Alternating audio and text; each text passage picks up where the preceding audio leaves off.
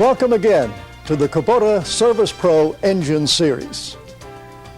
In this engine overhaul program, we'll provide you, the service technician, with a step-by-step procedure for disassembling, inspecting, measuring parts, and reassembling tunnel block-style Kubota diesel and gasoline engines. Kubota engines are used by over 500 equipment manufacturers in the U.S. and Canada. They power a wide variety of machines in applications like power generation, turf maintenance, and construction. This program is divided into 4 segments so that training can be spread over several sessions if necessary. Each segment begins with a different subheading. Those are preparation, disassembly, inspection, and reassembly. Feel free to pause the tape at any time to review information as necessary. And keep the accompanying reference and workshop manuals nearby. They contain essential information and detailed specifications for overhauling an engine. In earlier programs, we covered the importance of good maintenance and the proper diagnosis of engine service problems. I suggest you review these videotapes. They'll give you a better understanding of the Kubota service program.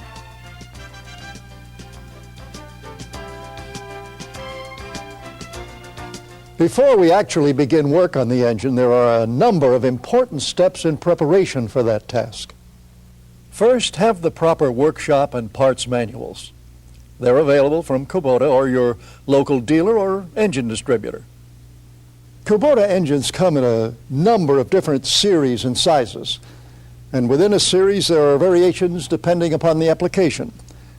To ensure that you get the correct manuals, check the model and serial numbers on your customer's engine.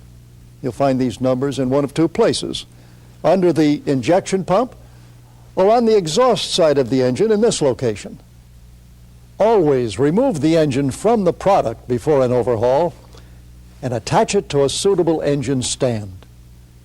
Remember, the crankshaft is removed from the rear of the engine, so it's best to mount the exhaust side to the stand. The stands we're using in this program are used in the Kubota engine service schools. Design plans are available from Kubota. All Kubota engines use metric nuts, bolts, and screws, so be sure to have the correct common and special tools, measuring equipment, and supplies to complete the job.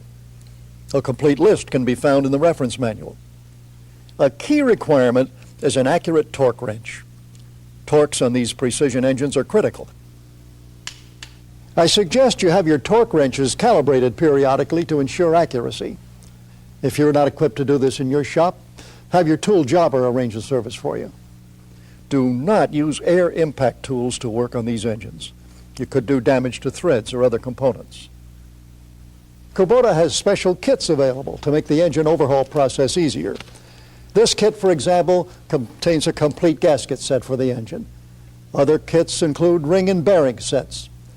Check the reference manual for a list of these kits.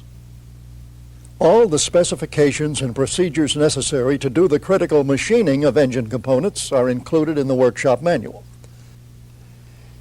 If you don't have the facilities or equipment to do this type of work, it's best to use a qualified professional machine shop. Have a proper place to do the repair work. It should be clean and well organized so the overhaul is done correctly and in a safe manner. Speaking of safety, obey all safety guidelines established for working around power equipment. Check with your service manager or instructor if you need this information.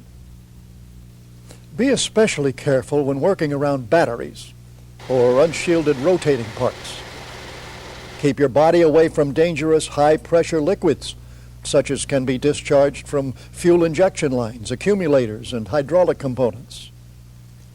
Get help when you must lift heavy parts or assemblies. We urge service technicians to do a thorough safety and maintenance inspection of the whole product. Report any hazards to the owner so that appropriate action can be taken. Have sufficient room to lay out the engine pieces in the order of disassembly. It'll help you when you begin to reassemble the engine. Parts in an engine develop specific wear patterns, and if they're selected for reuse, they should be put back in their original position, or accelerated wear could result. Be careful not to destroy any evidence that might indicate why the failure occurred. It'll be important in helping the customer prevent the problem from recurring. If items are to be sent back to the factory for inspection, pack them carefully to prevent damage in shipping, and include the proper warranty forms with the package. Save uncontaminated samples of engine oil and coolant antifreeze for inspection. Have the samples analyzed by a professional laboratory. An oil analysis is very useful because it tells you what kinds of metals or abrasives are present in the oil. Different kinds of contaminants indicate different types of engine problems. For example, studies show that over 90% of engine oil samples contain dirt. Now, dirt has very few paths into the engine, the most likely being through the air filtration system. Another possibility is that a dirty funnel was used when putting oil in the engine, so that's where you'll need to look for the problem. If the analysis shows fuel or antifreeze in the oil, look for a leaking head gasket, an engine crack, especially in the cylinder head, or a fuel system malfunction. Remove and save the oil filter too. It may provide clues about the cause of the failure. Inspect the air filter system for possible problems. Serious damage can result from loose clamps, cracked ducting, improper sealing, or over-servicing. In this program, we'll use the Super 5 Series engine for most of the repair sequence. We'll also show you other engines where there are significant differences in procedure.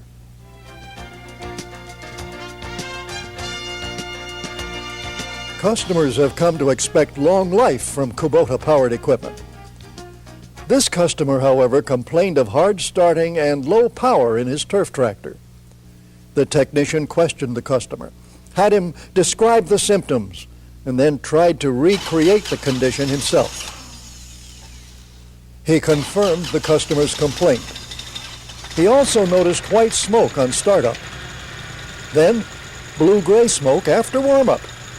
His diagnosis was that oil was being burned in the combustion chamber, possibly due to low compression. The technician then did a visual examination of the engine and its components. Visually checking the engine before any repairs are done can reveal valuable clues about the cause of the failure. The technician wanted to be sure that the problem was within the engine to avoid needless repair efforts. When he checked the air cleaner assembly, he found that the wing nut was missing its sealing washer.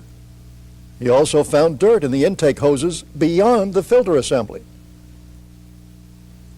He checked the level and condition of the engine oil. He checked the coolant. Service records confirmed the unit was overdue for antifreeze, oil, and filter change.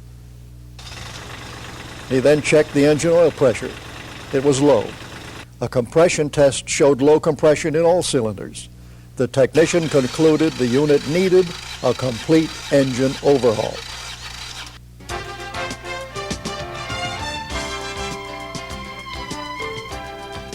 Once the decision